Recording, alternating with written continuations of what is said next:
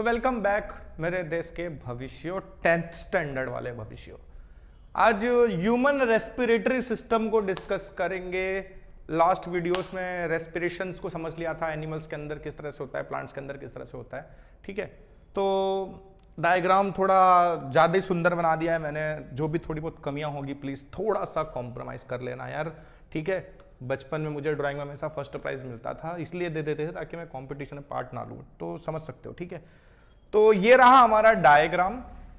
शुरू करेंगे कहां से शुरू करते हैं? तो भाई देखो, सांस लेते हैं हम नाक से, राइट। ह्यूमन बीइंग अपने नोज से एयर को अंदर लेते हैं।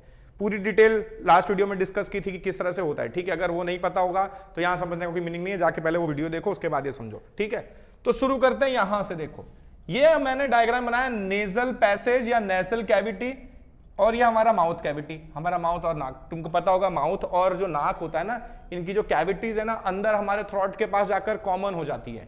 ठीक है, कई बार ऐसा भी होता है ना, खाते टाइम खांसी आ गई, सरक गया खाना, तो नाक में से कई बार पानी आ जाता है, नाक में से पीते टाइम कई बार चावल के दाने वगैरह आ जाते हैं, तो वो प्रॉब्लम हो जाती है।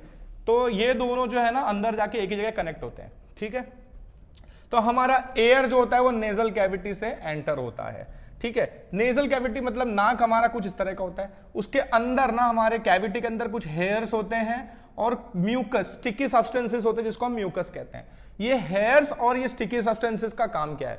जो भी एयर हम लेते हैं ना, उन एयर में जो डस्ट पार्टिकल्स वगैरह प्रेजेंट है, ठीक है, उनको ये ट्रैप कर लेते हैं, यहीं पर पकड़ लेते हैं। ठीक है, अंदर नहीं जाने देते, यानी यहां से ना अच्छी क्वालिटी की एयर आगे जाएगी, मतलब हमारे नेजल कैविटी में ही जो कचरा वचरा वो ट्रैप हो जाएगा, बाकी एयर हमारे यहां से पास होगी। ठीक है, अब देखो यहां पर मैंने बनाया फेरिंग्स।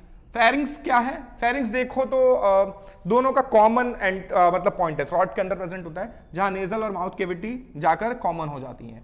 ठीक है, फेरिंग्स के बाद आता है हमारा लैरिंग्स। लैरिंग्स क्या है?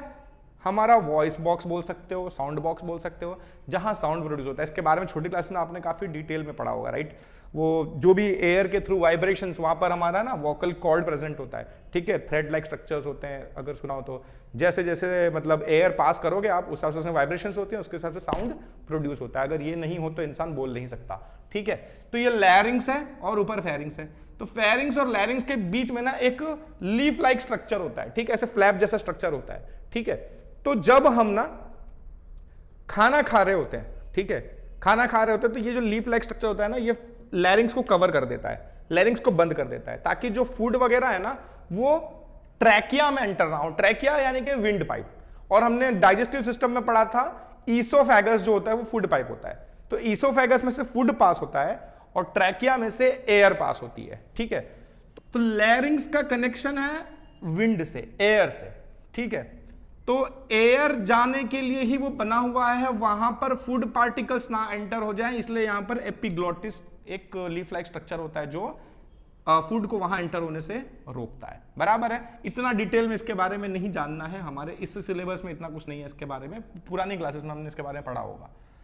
इसके बाद लैरिंग्स के बाद का जो सेक्शन है, इसे हम ट्रैकिया कहते हैं, विंड पाइप। ठीक है, ट्रैकिया का हो चाहे विंड पाइप का हो, यहां से एयर पास होते हुए जाती है। ये जो ट्रैकिया होता है ये किस तरह का बना होता है? ये सी शेप्ड रिंग्स का बना होता है, जो कि कार्टिलेज की बनी होती है। कार्टिलेज जानते हैं, थोड़ा रबर टाइप का होता है, बोन्स होते हैं, कार्टिलेज होते हैं, पता होगा तो कार्टिलेज का बना हुआ सी शेप्ड के रिंग्स, ऐसे सी शेप के रिंग्स होती हैं, और ऐसी बहुत सारी रिंग के ऊपर ring ring ring ring ring, ऐसे एक उसके नीचे उसके नीचे उसके नीचे, ऐसे बहुत सारी रिंग्स अरेंज होकर इस तरह का एक पाइप बनाती हैं। ठीक है, क्यों ये रिंग्स टाइप का स्ट्रक्चर होना जरूरी है और कार्टिलेज का क्यों? क्योंकि देखो कई बार क्या होता है ना कि जब एयर का पैसेज होता है, तो एयर पहले निकल गई तो वहां जो गैप बन गया, तो कई बार क्या होता है ना, अगर खाली एक मसल्स की लेयर बनी होती ना, तो ऐसे कोलैप्स हो जाती। ठीक है, आपका विंड पाइप कैसा होता? ऊपर खुला, नीचे खुला, बीच में कहीं पर से चिपक जाता।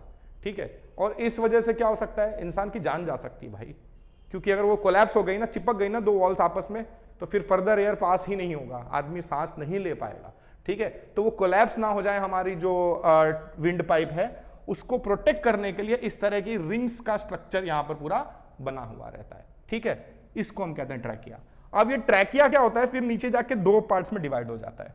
ठीक है, इन्हें हम कहते हैं ब्रोंकाई।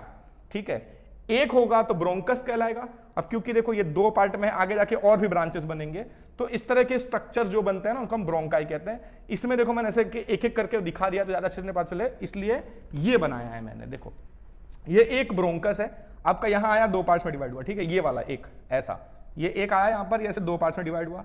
फिर ये जो पार्ट था ना, इसके अंदर से और 2 पार्ट्स निकले, इसके अंदर से और 2 पार्ट्स निकले, फिर फर्दर और, तो इस तरह से ब्रांचेस ब्रांचेस ब्रांचेस बनती जाएंगी, ठीक है। तो ये सब ब्रोंकाई हैं, जो मोटे मोटे छोटे स्ट्रक्चर्स हैं, इनको हम ब्रोंकाई कहते हैं, ठीक है। फिर ये और आगे डिवाइड होते होते बहुत पतले पतले स्ट्रक्चर्स में चेंज हो जाते हैं, और ये सब कैसे ट्यूब्स हैं, ठीक है, बहुत पतले पतले ट्यूब्स हैं, इनके अंदर से एयर पास हो सकती है, ठीक है, ऐसी थ्रेड नहीं है, ठीक है, ट्यूब्स हैं बहुत पतले पतले, ठीक है। तो ये जो पतले पतले ट्यूब्स वगैरह हैं, इनको हम क्या कहते हैं, ब्रोंक्यूल्स कहते हैं। क्या कहते हैं, ब्रोंक्यूल्स। देखो इसको मैंने यहाँ सिंगल सिंगल लाइन से दिखाया है, क्योंकि भाई मैं ट्यूब जैसा बना तो नहीं सकता ना, मैंने मार्कर से सिंगल सिंगल लाइन दिखाई है। इनको हम क्या कहते हैं, ब्रोंक्यूल्स कहते हैं। ये ब्रोंक्यूल्स जो होते हैं ना, जाकर कहां खत्म होते हैं, अल्वियोलाइज में। किस में खत्म होते हैं, अल्वियोलाई में। अल्वियोलाई क्या होते हैं, सैक लाइक या बलून लाइक स्ट्रक्चर्स होते हैं। जैसे बलून्स होते हैं ना छोटे छोटे, वैसे बलून जैसे ये बनाया ना मैंने, ठीक है, इनको हम अल्वियोलाई कहते हैं। एक होगा एक बलून तो उसको हम अल्वियोलस कहेंगे, और बहुत सारे होंगे तो प्लूरल में हम कहते हैं अल्वियोलाई। तो आपका जो ब्रोंकाई है, ब्रोंकाई बहुत सारे ब्रोंक्यूल्स में डिवाइड हो जाता है, और ये ब्रोंक्यूल्स कहां जाके खत्म होते हैं, अल्वियोलस में। एक को अल्वियोलस कहते हैं, और ऐसे बहुत सारे अल्वियोलस को क्या कहेंगे हम, अल्वियोलाई, ठीक है। अच्छा, अब ये अल्वियोलस में क्या होता है, तो अल्वियोलस का स्ट्रक्चर कुछ ऐसा मैंने बनाया, एक बलून है, इसके ऊपर बहुत सारी फाइन ब्लड कैपिलरीज प्रेजेंट होती है, ठीक है, blood capillaries, richly supplied blood capillaries. अब इन सबका क्या फंडा है वो समझते हैं, देखो। अच्छा, और ये सारी चीजें कहां प्रेजेंट होती हैं, ये जो एक ब्रोंकस आया ये कहां गया, पूरा एक लंग में गया, इधर से एक आया ये एक लंग में गया, तो 2 लंग्स प्रेजेंट होता है हमारी बॉडी में, ठीक है। और मैंने बताया था देखो कि जो हमने रेस्पिरेशन डिस्कस किया था कि जो बड़े बड़े एनिमल्स होते हैं ना, उनमें ना सरफेस एरिया ज्यादा होने के लिए ऐसे ऑर्गन्स प्रेजेंट होते हैं, और वो ऑर्गन्स कैसे होते हैं, सरफेस पर एब्जॉर्प्शन होने की वजह से सॉफ्ट होते हैं, डेलिकेट होते हैं, उनको प्रोटेक्ट करने के लिए बॉडी के अंदर रखना पड़ता है, तो ये बॉडी के अंदर होते हैं। और इनको एक्स्ट्रा प्रोटेक्शन के लिए क्या होता है ना, रिब केज की लेयर होती है पूरी, ठीक है। मैंने डायग्राम में नहीं दिखाया है क्योंकि अगर मैं पूरा बना दूंगा गंदा हो जाएगा, ये सब दिखना बंद हो जाएगा, ठीक है, इसलिए मैंने यहाँ पर रिब केज नहीं बनाया। आपकी टेक्स्ट बुक के डायग्राम में रिब केज है, ठीक है। रिब केज अपनी ये हड्डियों की लेयर होती है, देखा है, इधर 12 हड्डी इधर 12 हड्डी, तो वो एक केज स्ट्रक्चर बना हुआ है ताकि ये जो लंग्स है ना बहुत डेलिकेट होते हैं, इनको डैमेज ना पहुंचे, इसके लिए ऊपर से रिब केज की पूरी एक केज बनी रहती है हड्डियों की, ताकि इनको कुछ ना हो, ठीक है। तो ये हमारे लंग्स के अंदर ऐसे ब्रोंक्यूल्स बन गए, ब्रोंक्यूल्स के जाके कहां खत्म होते हैं, अल्वियोलाइज पे, ठीक है, अल्वियोलस पे या अल्वियोलाई जो बोलो, ठीक है। तो अब अल्वियोलाई में ऐसा स्ट्रक्चर है, ठीक है, यहां बहुत सारी ब्लड कैपिलरीज है, रिचली सप्लाइड ब्लड है वहां पर। क्यों ऐसा होता है, क्योंकि जो एब्जॉर्प्शन जो और डिफ्यूजन जो भी प्रोसेस होता है ना एयर का, वो इन्हीं के थ्रू होता है। कैसे, आपने जो भी एयर लिया वो यहां से पास होते होते पूरे अलग अलग जगह पर जाकर प्रेजेंट हो गई, हर अल्वियोलाई तक पहुंच गई, ठीक है। अल्वियोलाई के सरफेस पर ना गैसेस का एक्सचेंज होगा, ठीक है। जो ब्लड आया है, ठीक है, इन कैपिलरीज में ब्लड है, ठीक है, ये ब्लड के अंदर एक पिगमेंट होता है जिसे हम कहते हैं हीमोग्लोबिन, ठीक है, ठीक है। ये हीमोग्लोबिन कहां प्रेजेंट होता है, आरबीसी में प्रेजेंट होता है। हमारे ब्लड में ना आरबीसी, डब्ल्यूबीसी, प्लेटलेट सब सुना होगा आपने। तो आरबीसी जो एक रेड ब्लड सेल है, उसके अंदर एक पिगमेंट प्रेजेंट होता है जिसे हम कहते हैं हीमोग्लोबिन। उसको ना ऑक्सीजन बहुत उसकी ऑक्सीजन की एफिनिटी बहुत हाई होती है, मतलब ऑक्सीजन देखते ही खुश, लाओ भाई निचोड़ लो ऑक्सीजन जहां भी दिखे, ठीक है, ऑक्सीजन को तुरंत वो कैच कर लेता है। तो यहां जो हमारी ब्लड कैपिलरीज में ब्लड प्रेजेंट है, उस ब्लड के अंदर आरबीसी है, आरबीसी में हमारा हीमोग्लोबिन है। हीमोग्लोबिन क्या करेगा, जो एयर यहां आई है इस सैक में, इस बलून के अंदर जो एयर भरी हुई है, उसमें से ऑक्सीजन धड़ाक से एब्जॉर्ब कर लेगा, बराबर है। और ये कैपिलरीज फिर आगे जाके, तुमको पता है ना ब्लड हमारे पूरी बॉडी में कहां कहां वेन्स के थ्रू, आर्टरीज के थ्रू कहां कहां ट्रेवल करता है। तो इन कैपिलरीज से ब्लड में जो ऑक्सीजन गया है वो अलग अलग सेल्स तक पहुंच जाएगा, और जो प्रोसेस होनी है हमने पीछे डिस्कस की हुई है लास्ट वीडियोस में, तो वो प्रोसेस पूरी रेस्पिरेशन के वहां पर हो जाती है। तो इस तरह से कैपिलरीज के अंदर ऑक्सीजन कहां जाता है, पिगमेंट के अंदर, हीमोग्लोबिन के अंदर, बराबर है। अच्छा, तो खाली यहां से ऑक्सीजन एब्जॉर्ब करने का ही तो प्रोसेस नहीं है, जो ब्लड पूरा रेस्पिरेशन का प्रोसेस जो हो जाता है, हमारा रिएक्शन वगैरह हो जाता है, उसके बाद CO2 वगैरह जो प्रोड्यूस होता है, वो CO2 को बॉडी से बाहर भी तो निकालना होता है। तो ब्लड में CO2 भी तो आया है, ठीक है। तो क्या होता है, ऑक्सीजन ब्लड के अंदर एब्जॉर्ब हो जाता है, इनमें से निकल जाता है, अल्वियोलस में से, ठीक है, बलून में से बाहर आ जाता है और कार्बन डाइऑक्साइड इनके अंदर डाल दिया जाता है, ठीक है। यहां से इस बलून में से ऑक्सीजन निकाल लो, कार्बन डाइऑक्साइड उसमें डाल दो। ये सब कैसे होता है? डिफ्यूजन के थ्रू। कैसे होता है? डिफ्यूजन से। समझ में आ रहा है क्या कह रहा हूं मैं? इसके अंदर एयर भरा था बलून के अंदर, इस बलून के ऊपर ऐसे बलून है, इसके ऊपर बहुत सारी कैपिलरीज थी। कैपिलरीज में क्या हुआ? ऑक्सीजन एब्जॉर्ब हो गया, ठीक है, ब्लड ने ऑक्सीजन एब्जॉर्ब कर लिया और ब्लड में जो कार्बन डाइऑक्साइड था वो रिलीज कर दिया इस बलून के अंदर। यहां से फिर ये क्या होगा? बाहर निकलेगा। ये पूरा प्रोसेस कैसे होता है? ब्रीदिंग का मैकेनिज्म समझाते हैं। यहां पर एक स्ट्रक्चर दिख रहा है आपको, डायाफ्राम, ठीक है। ये डायाफ्राम का कैसे होता है? देखो, जब हमको एयर अंदर लेनी होती है, जब हमको एयर अंदर लेनी होती है तो ये जो डायफ्राम ऐसा है ना, ये ऐसा फ्लैट होता है, ठीक है। ये नीचे की तरफ झुकेगा। कैसे? ये ऐसे नीचे की तरफ आएगा, ठीक है। तो ये जो उठा हुआ पोर्शन है ना, ऐसे पॉइंटेड, ये नीचे की तरफ जाएगा, ये फ्लैट होगा। जब ये फ्लैट होगा और हमारे जो रिबकेज है ना, वो ऊपर की तरफ से फूलेंगी, ठीक है। रिबकेज ऐसे फूलेगी, ठीक है। यहाँ जो रिबकेज बनाई नहीं मैंने दिखाया, ऐसे थोड़ी फूलेगी और ये नीचे जाएगा। तो यहाँ जो इस एरिया में जो पूरा गैप है अंदर, वो गैप बड़ा हो जाएगा, राइट। पहले ये अंदर ठूस के भरा हुआ था, रिबकेज छोटी थी तो यहाँ पर स्पेस कम था। ये नीचे गया, रिबकेज थोड़ी फूली तो यहाँ स्पेस बन गया। इसकी वजह से क्या होगा? यहाँ प्रेशर कम होगा तो बाहर से एयर अंदर एंटर होगी, ठीक है। उसको हम ब्रीद इन कहते हैं, हम एयर को अंदर लेते हैं, बराबर है। वो एयर अंदर आई और ये जो प्रोसेस होना था, ऑक्सीजन वगैरह एब्जॉर्ब होना था, वो हो गया, ठीक है। फिर एयर बाहर भी तो निकालनी होती है हमको, तो वो कैसे होता है? देखो, इसमें से जो कार्बन डाइऑक्साइड अंदर भरा हुआ है, ठीक है, अब ये बाहर निकालना है तो वो इसके लिए रास्ता तो है यहाँ पर रेडी, ठीक है। लेकिन होगा क्या? फिर ये डायफ्राम क्या होगा? जो पहले नीचे की तरफ फ्लैट हुआ था ना, अब ये वापस उल्टा जाके इस तरह से, जो ओरिजिनल स्ट्रक्चर जैसा था इसका, इस तरह से ये बन जाएगा और रिब केज भी जो है वो सिकुड़ेंगी थोड़ी सी। तो यहाँ पर अब एरिया कम हो जाएगा, वॉल्यूम कम हो जाएगा, यहाँ प्रेशर बनेगा तो यहाँ से एयर निकल के बाहर जाएगी, कार्बन डाइऑक्साइड वाली एयर यहाँ से बाहर हो जाएगी, बराबर है। अच्छा, तो इतना क्लियर है क्या? ब्रीदिंग मैकेनिज्म, कैसे एयर अंदर आती है, कैसे एयर यहाँ से बाहर जाती है। ये वॉल्यूम बढ़ेगा यहाँ पर तो एयर अंदर आएगी, फिर जब ये कंप्रेस होगा, यहाँ वॉल्यूम कम होगा तो एयर यहाँ से बाहर निकलेगी, ठीक है। इस तरह से अंदर आना और यहाँ से ऐसे बाहर निकल जाना, क्लियर है। सब लंग्स के थ्रू हो जाता है। और एक जरूरी की बात कि देखो, यहां मैंने बताया कि कैपिलरीज में जो ऑक्सीजन गया या कार्बन डाइऑक्साइड कैपिलरीज में से बलून के अंदर गया, ये कैसे होता है? डिफ्यूजन के थ्रू होता है, ठीक है। लेकिन यहां से ऑक्सीजन को और आगे ले जाने का कौन काम करता है? पिगमेंट्स काम करते हैं, राइट। हीमोग्लोबिन मैंने बताया।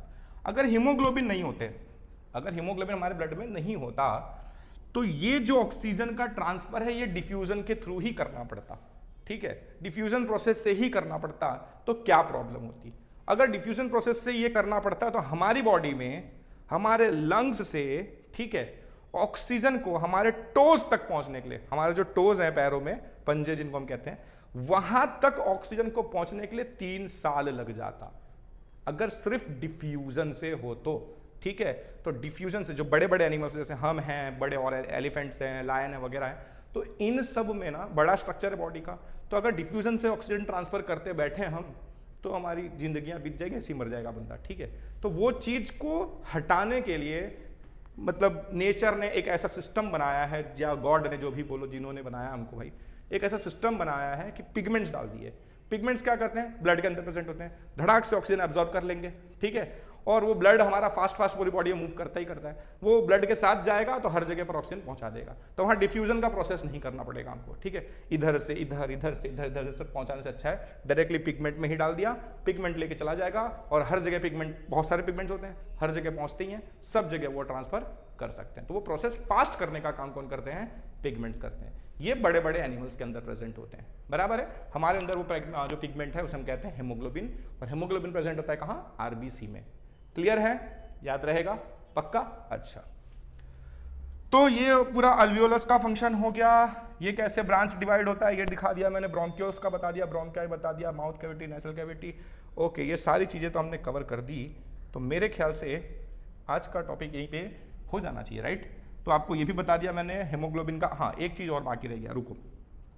तो ऑक्सीजन का तो आपने देख लिया, लेकिन कार्बन डाइऑक्साइड का क्या है ना, देखो ऑक्सीजन जो होता है ना वो हाईली, मतलब हेमोग्लोबिन उसको अट्रैक्ट कर लेता है, राइट। हेमोग्लोबिन को बहुत स्ट्रॉन्ग एफिनिटी होती है ऑक्सीजन की, तो ऑक्सीजन हेमोग्लोबिन में चला जाता है, बराबर है। कार्बन डाइऑक्साइड जो है, ठीक है, कार्बन डाइऑक्साइड जो होता है ना वो आसानी से डिसॉल्व हो जाता है वाटर के अंदर। हमारी जो बॉडी है, हमारा जो ब्लड है बॉडी में, ब्लड में मेजॉरिटी पोर्शन क्या है, वाटर ही तो है, ठीक है, उसका 70 से 80% वाटर ही है हमारा, ठीक है। तो कार्बन डाइऑक्साइड वाटर में आसानी से डिसॉल्व होता है, ऑक्सीजन वाटर में आसानी से डिसॉल्व नहीं होता। इसके लिए पिगमेंट्स उसको एब्जॉर्ब करते हैं, पिगमेंट ही उठाकर जगह जगह पर ले जाते हैं, ठीक है। लेकिन कार्बन डाइऑक्साइड जो है ना वो बड़ी आसानी से डिसॉल्व हो जाता है, तो कार्बन डाइऑक्साइड के लिए किसी पिगमेंट की जरूरत नहीं है, ठीक है। कार्बन डाइऑक्साइड हमारे ब्लड में ही डिसॉल्व्ड फॉर्म में मूव करते हैं। समझ में आ रहा है क्या कह रहा हूं? ऑक्सीजन जो है ना वो ब्लड में डिसॉल्व्ड फॉर्म में मूव नहीं करता। ऑक्सीजन कैसे मूव करता है, जो हमारा आरबीसी है उसके अंदर जो हीमोग्लोबिन है उसके साथ जाकर चिपक जाता है और उसको हीमोग्लोबिन लेके जाता है, ठीक है। वाटर में डिसॉल्व यानी कि ब्लड में डिसॉल्व्ड फॉर्म में प्रेजेंट नहीं होता हमारा ऑक्सीजन। लेकिन कार्बन डाइऑक्साइड जो है ना, जो हर जगह से कलेक्ट होकर आया है ब्लड के अंदर, वो ब्लड में डिसॉल्व्ड फॉर्म में, मतलब जैसे नमक डिसॉल्व कर देते हैं पानी में, उस तरह से वो डिसॉल्व्ड फॉर्म में मूव करता है, ठीक है। तो ये एक छोटी सी चीज बताना रह गया था। उसके अलावा ये टॉपिक हमारा यहाँ पर खत्म हो गया। तो अगला टॉपिक बहुत जल्द लेके आएंगे, छोटा सा टॉपिक था ये, ठीक है। तो तब तक के लिए बाय।